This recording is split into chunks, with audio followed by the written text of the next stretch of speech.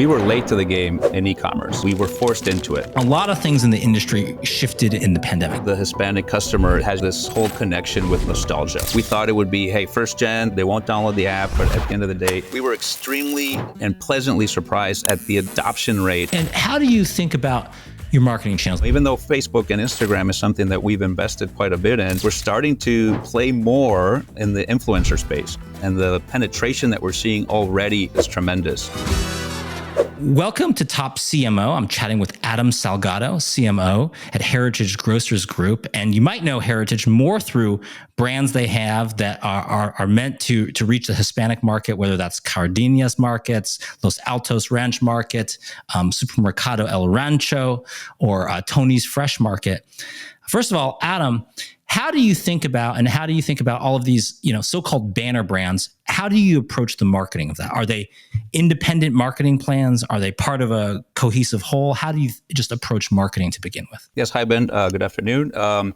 So the fun part about having multiple banners under one master brand, if you will, is that ability to really go local, right, and really address the customer base that's familiar with these brands, and you can tailor the communication to the specific banner. We do have some initiatives, like we're currently running a promotion that's a sweepstakes called Lotteria at all banners. And this is the first time where we're introducing the different brands as a Heritage Grocers Group company. So it's fun because we can play around with the localization of the brands, but we start dabbling on the master brand, which is Heritage. Well, and how is it sort of the nature of the grocery business in this sort of post-pandemic era where a lot of things in the industry shifted in the pandemic? I mean, first of all, you had a lot of suddenly like delivered food, people like audiences that would never have food delivery, or the Instacarts were doing that. So a lot of people got maybe acclimated to that. Another thing that you had that I know from our other work, we've worked in grocery vertical before, is you had other patterns like, supermarkets more as like health centers in a community. For instance, if you couldn't get a COVID test or COVID vaccine at Walgreens or CVS because they were slammed, you could go into a supermarket and do some things like that. And that shifted some perspectives of maybe what a supermarket is. So how does that play into your role now in the message and the brand of these banner brands under Heritage? Well, it actually opened our eyes to a couple of things, right? One is, we were late to the game in e-commerce, so we were forced into it, and we've ever since not let off the gas there when it comes to e-commerce. But something that was very cool is that it solidified the importance of the relationships we have with the local communities, particularly like in some of the areas in which we are located. We had the local CDC come to us and say, "Hey, can we park a truck in your parking lots, because we know the importance that you play for the community, and we will get the message across just by being there. Can you help us with this?" So those partnerships with the local governments, local communities, really were part of. It awakened it was awakened by COVID, and we were like, "Wow, what we're doing is working great," and now let's continue building those relationships. Well, and of course, you have a footprint, I believe, in 6 states. A lot of states were like California and Texas and more, where there'll be significant Hispanic audiences. How do you approach marketing for, obviously, in those states? I mean, it's a niche market, but it's a very big niche in the places you are. How do you approach it differently than, another just general supermarket banner store that's there that might not have your special focus, but of course would want to attract the Hispanic audience as well? How do you compete? Well, the important thing to understand is that not all Hispanics are equal, right? We have different backgrounds, different demographic foundations, if you will, based on country of origin, right? I would say, similar to the demographic of the country, we're primarily Mexican. So when you start speaking and communicating at the Spanish level, you start with that global insight, I guess, which would be more Hispanic or Mexican-led. But you get the opportunity to drill down into specific communities and markets. So, for example, Vegas has a big Caribbean community, big Cuban audience. So we tailored a lot of our communication and even the offerings at store level to these particular audiences. In Texas, we found that it's not just Mexicans that are there as well, as some folks may believe. There's a big Central American population, primarily in Houston. So you have to address that community as well. So that's what keeps us, I believe, very competitive in the sense that we know our audience, because more than 90% of our customer base is our customer, and we're Hispanic and we understand who we are. So we're basically talking to our families. Well, and how much of the communication is Spanish first versus English first? How much of the, does the communication or the positioning reflect, I don't know, like let's say different offerings in store that would be specific to not treating Hispanics or Latinos as this monolithic group, but no, you're more nuanced about that? So that's a great question, because it's not an easy approach to undertake, right? But it really depends on the audience or the audience that's pursuing the media, right? So Facebook, we know that the Facebook customer, at least for our banners, is primarily first generation, more Spanish forward. So our communication on Facebook is primarily Spanish. However, there's obviously that second and third gen that's more in Instagram, and they're looking for different types of engagement, looking for different type of messaging.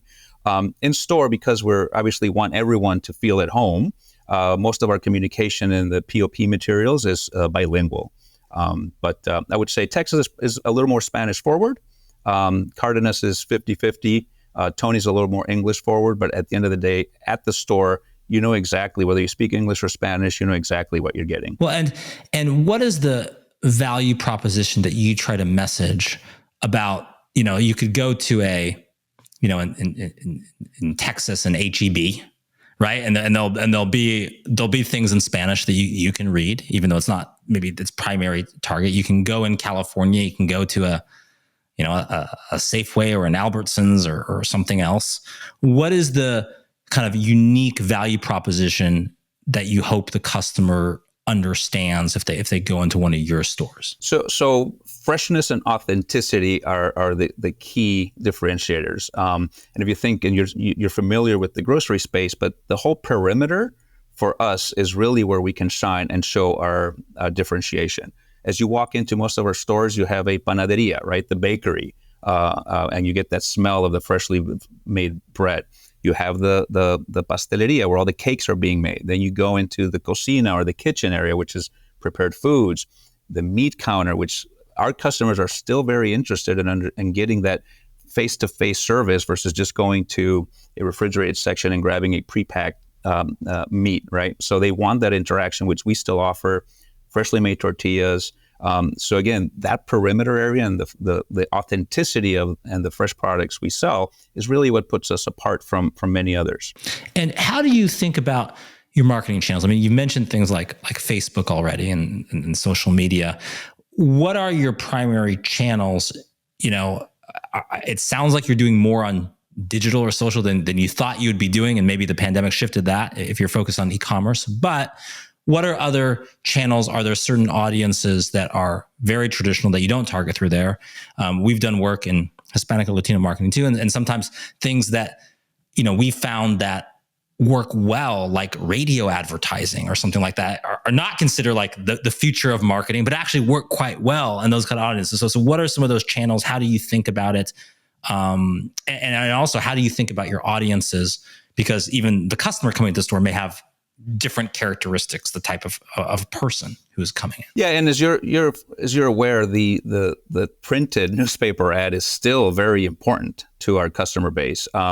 We still hear of customers getting our ad as well as the competitor's ad, putting it on their dining room table and comparing the prices on the first page. So for our customer base, it's the newspaper print ad, which some people may think is archaic, is still very important and prevalent. And you're right, radio. We don't use radio much at Cardenas, but in Texas, radio is very important because customers are used to longer drive times, perhaps, and they're hearing the messaging consistently there. We're starting to dabble a lot more with OTT, which I think is something that's more targeted, and you can get the audience that you're looking for. And even though Facebook and Instagram is something that we've invested quite a bit in, we're starting to play more in the influencer space. and trying to really connect with customers that with influencers that our customers are following, so that we start making those connections and third-party endorsements that I think are very important. So again, we can hone into a lot of different sections of or media, if you will, but yeah, we still work with the traditional newspaper and radio. Well, and how do you think about seasonal marketing? I mean, I think seasonal marketing or sort of seasonal activations, something very prevalent in sort of consumer packaged goods. We've worked a lot into that too, CPG space, where you have either drive periods, more common, like it could be, the holiday period, or it could be certain other, and it could be very different in different cultures where that would sort of celebrate a different moment. Or it could be, counter-cyclical things that you do. A good example of that is like Amazon Prime Day, which is essentially Christmas in July, right? It's like their main time is going to be holidays, but let's make a drive time that's counter-cyclical. So how do you think about seasonal moments, other times where you might either drive a promotion, but also maybe get a customer to come in who doesn't normally shop with you that maybe could be a converted, loyal fan of the brand? So one of the beauties of the Hispanic customer is this whole connection with nostalgia, right? And the multi-generational handing off of recipes and familiarity of food. So Lent is a very important time frame for our customers, as well as that period from November 2nd, which is Day of the Dead, all the way through January 6th, which is Three Kings Day. There's, I don't know how many multiple holidays that Hispanics observe from that time frame, but we really have a very solid holiday campaign starting, again, finishing Halloween all the way through the new year. People want to make tamales with their family members. People want to get their fresh masa, follow recipes that we offer through a recipe book, and all the different ingredients that are very seasonal in nature, only available during this time frame. If you want to make some ponche, there's specific fruits that are hard to find everywhere, but we offer them, and customers know that we have them. So seasonality is definitely very important to our marketing communication strategy. And events, right? So Copa America, we were just talking about this earlier. Copa America starting up, gatherings for football, I would say football, watching, boxing. When there's a fight, people get together and watch it together. And watch it as a family or a group of friends. So all these different events and celebrations are what bring customers to our stores, because they know what they'll find and it's always available to them. Well, and let's say you bring them in through one of these events. What are you doing now these days, marketing wise, in terms of loyalty? Loyalty marketing has transformed a lot of the grocery space, where now it's like, I mean, gosh, even like a one-off neighborhood store almost seems to have some kind of couponing program or some kind of thing where, fill in your code and get a discount or something like that. How do you think of just marketing to your base and either, increasing frequency of visit or increasing dollar spend overall? Or maybe a third option is spend that happens at stores that are not yours, that could happen in the supermarket, whether that's the pharmacy or that's something else that you could drive. How do you think about that for your existing customer base? So we think about it so much, Ben, that we just launched a loyalty program earlier this year through an app. So we did go into loyalty. We started in Nevada first, rolled it out then to Northern California, SoCal, and now we're in all of our banners with a loyalty program. We were extremely and pleasantly surprised at the adoption rate in Texas. We thought it would be, hey, first gen, they don't want to share their information, they won't download the app. But the adoption rate and the penetration that we're seeing already in Texas is tremendous. I can share this, but of our top 10 penetration stores in the use of loyalty, 7 of them are in Texas.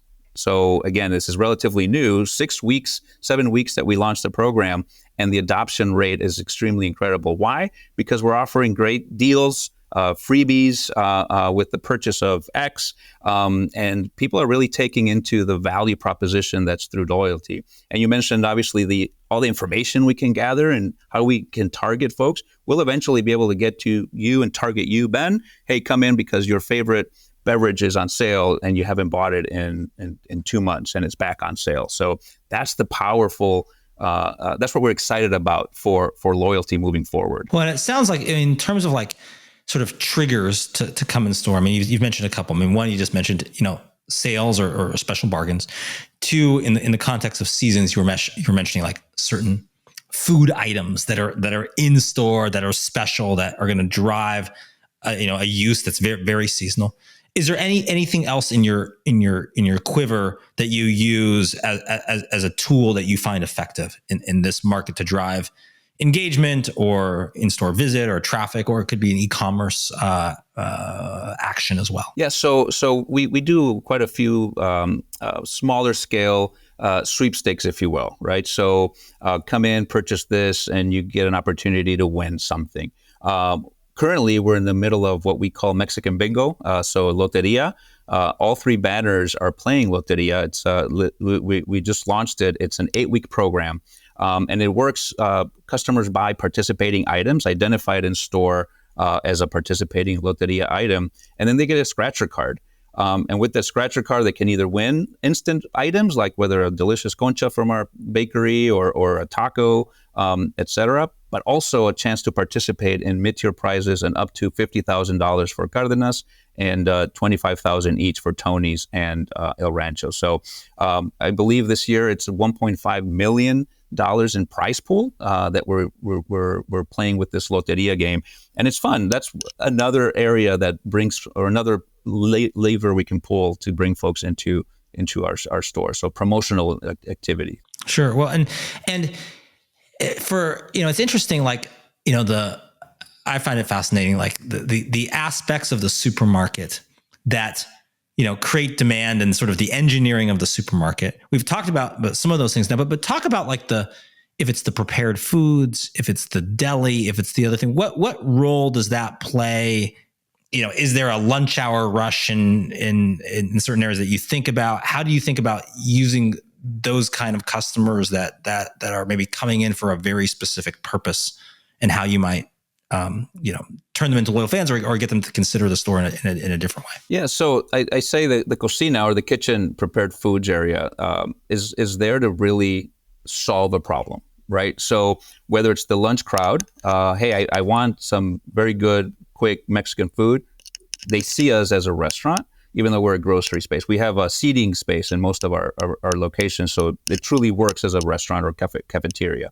Then the home replacement meal. So if you're in a bind and you don't know what to take home for dinner, you can stop by, get a taco platter, which serves for, it has the meat of your choosing, tortilla, salsa, rice, beans.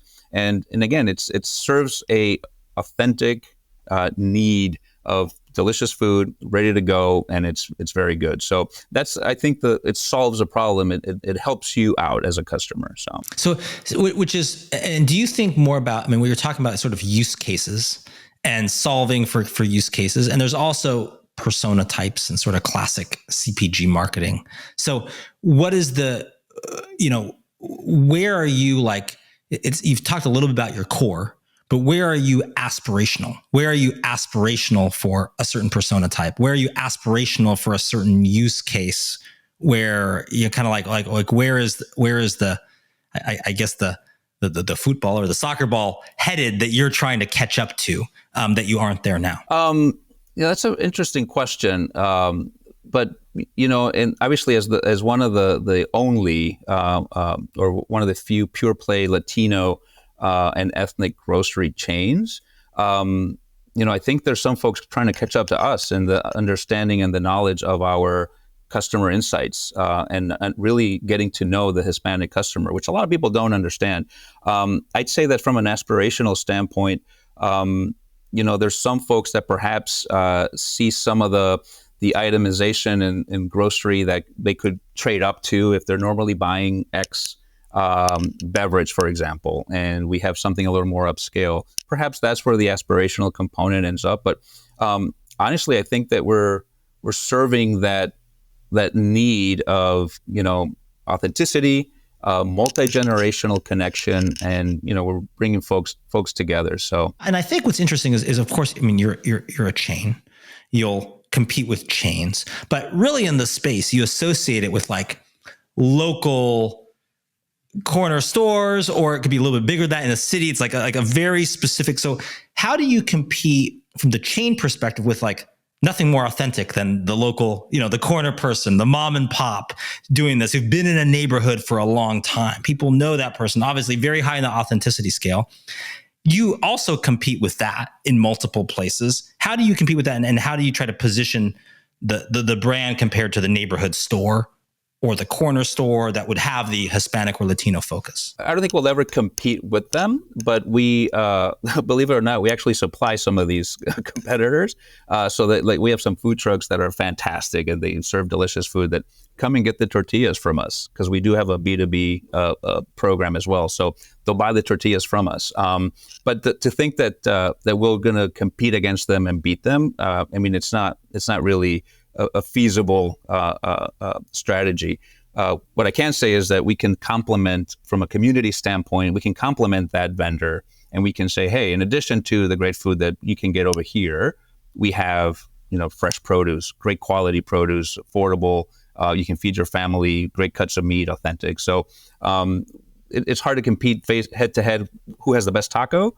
But at least with everything else in our offerings is, I think, where we can play and add to the community. And take us through maybe a little bit for those that don't know, maybe more of the nuances of, okay, you have a Mexican audience versus a Central American audience versus a Cuban audience versus a Puerto Rican audience or something else. Like, what are the subtle differences, cultural, that might play into marketing or communication or positioning? Like, how would it be different to market to like a Mexican audience versus a more Central American audience, for instance? So I think the base of a lot of these cultural foods are rice and beans, right? But not all beans, just like Latinos, right? Not all beans are the same, and not all types of rice are the same. So a lot of it is branded.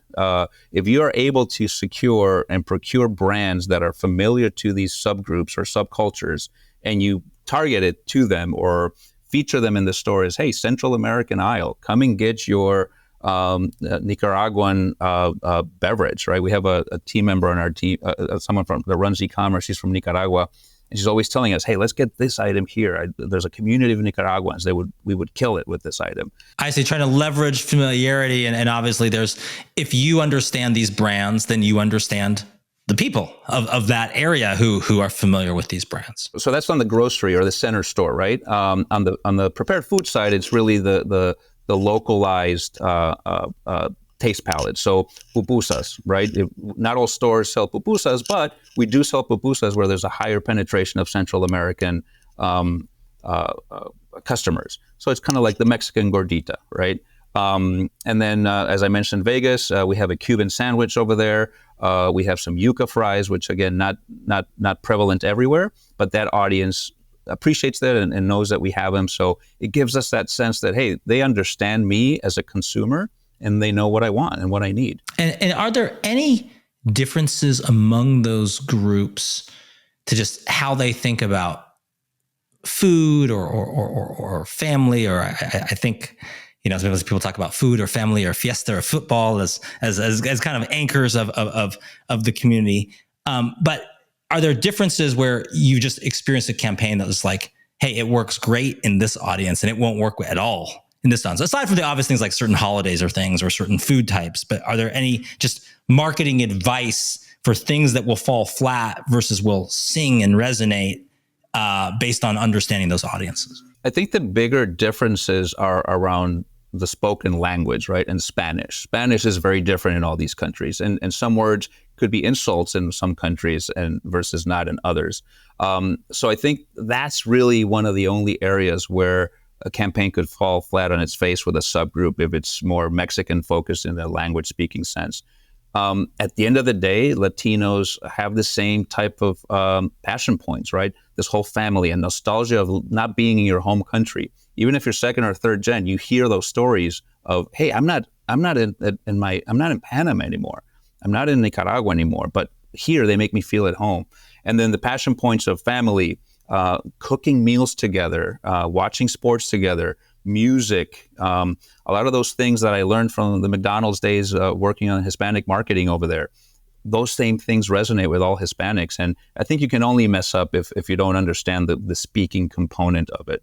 But that's the cool part about it, that the deep down core Latino has the same passion points all across. And it's a great segue, because you did have a long tenure at McDonald's and lots of different aspects of McDonald's. What do you bring with you from an experience at McDonald's and in understanding Hispanic or Latino audiences that you bring with you now? What does McDonald's do well? What were you trying to do better? What kind of knowledge informs you now? Yeah, McDonald's was I was there for 19 years. It was a fantastic marketing school, right? I mean, arguably one of the largest, most known brands in the world. I think one of the most important things that McDonald's focuses on and is very good at is really listening to the customer and knowing A, what they want, and B, where are they headed? And how is that just like pure data insights, consumer insights, or is there some other way that they're listening well? Yeah, listening, customer surveys, customer intercepts, sales performance of different items. I remember back in the day, McDonald's in California actually had a test of some items that were Mexican forward. And you would have thought, hey, in California, these Mexican focused or forward items are going to be fantastic. And they didn't do so hot. They actually failed miserably because Mexican customers did not want to go to McDonald's to get Mexican food, right? They wanted to go to McDonald's for the Quarter Pounder or the Big Mac, whatever. Let the Mexican companies, let the Mexican restaurants focus on Mexican food, or I'll make it at home. But don't try to come and tell me what to do. So it went from perhaps trying to be someone else versus I understand your who you are, and I can offer this from an experiential component or cultural relevant initiative or something like that. But it wasn't through the food or trying to be authentic from a food standpoint that was going to win their hearts. I see. When I think of McDonald's, I think of like, I don't know, and like the most maybe basic marketing innovation that is often attributed to McDonald's. I would say, you can see if you agree or disagree. I would say it's like, do you want fries with that? When I think about like cross-selling items, as like an innovation that obviously now is pretty obvious. It's almost like a cultural phrase. Do you want fries with that? But that I think that gets attributed to McDonald's. Do you take anything from that, or just a notion of cross-selling or other things, and how McDonald's does that? Is that a fair attribution to McDonald's, or is it just McDonald's kind of gets credit for that? I think it's fair. They did start with that. A lot of sales courses do talk about the trade up, right? And how that phrase, do you want fries with that, really started that whole, hey, how can we get more out of the customer? And yeah, absolutely. In the grocery space, we're definitely leveraging that cross merchandising initiatives, right? So if you are going to buy beer, most likely you're going to want some chips. So merchandise the chips close to the beer, right? If you're going to have hot dogs for 4th of July or hamburgers, package stuff together. In the holidays I was talking about, like for Lent, we have crackers with the spices needed for the Lent foods all together, so people know exactly what they need to get.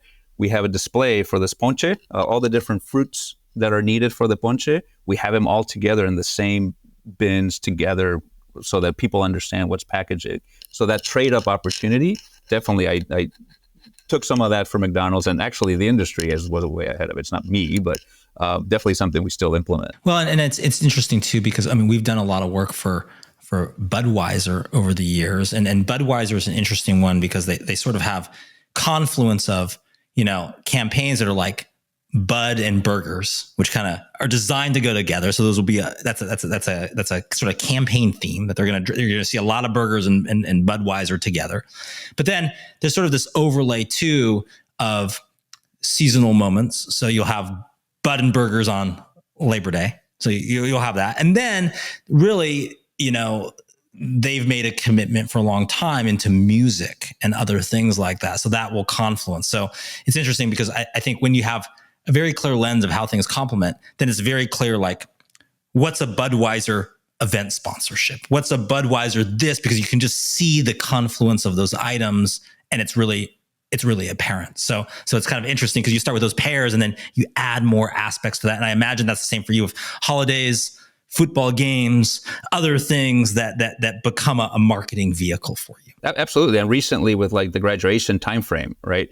We don't just have a fantastic cake for the graduate. We also have an opportunity to buy catering for 25 people. So it's your whole taco fiesta in a box, ready to go. You pre-order it. And as a parent welcoming folks to your house for the graduation party, you don't have to worry about it. You have to go pick it up and you're good to go. So that's where we are helping customers and, help them with solutions they need solved for. Final thing I want to end on is your advice to other marketers that maybe would like to do more Hispanic or Latino marketing or more multicultural marketing that aren't doing it. What is your advice for like biggest things to avoid, biggest mistakes, and also biggest opportunities? If you're a CMO, you're listening to this and you're like, hey, I want to do this. I'm not thinking about Hispanic and Latino audiences all day like Adam is, but I want to take some of the wisdom. How do I approach it? How do I start? The first question is, why aren't you yet?